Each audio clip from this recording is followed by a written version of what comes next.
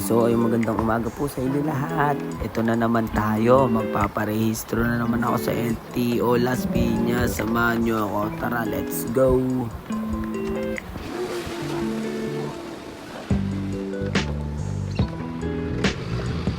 At so yun, bago ang lahat, cold start muna tayo ng mga 6 to 5 minutes para hindi masira ang ating makina.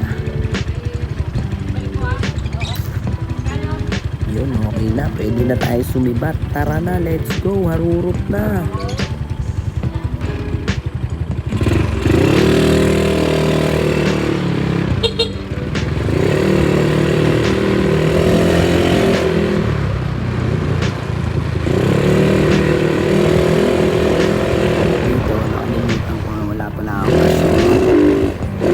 Pag-ano tayo na Gcash, papakasyaw tayo guys. Ayan, naghanap ako ng tendahan.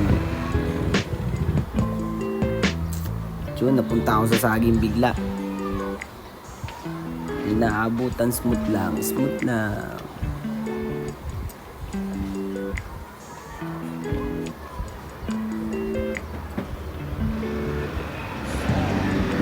Pagkatapos na itong parehistro ko, may turo pa ako sa school. Yun, kaya nagmamadali ako guys. Pagpasensyahan nyo yung mga pagharurot-harurot ko dito ah.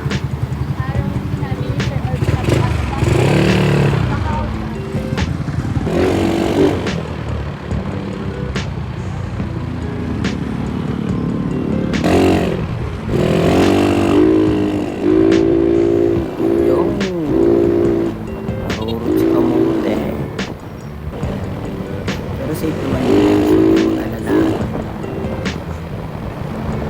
Ano? Binabaybay ko na dito kasi hindi nag-aantay sa akin.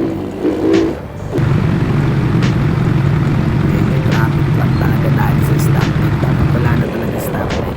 Ayun, nandito na ako pala. Nakita ako na si Kuya. Yun, nandito na ako sa LTO. Medyo nagkakabahan ako, nagkakabahan.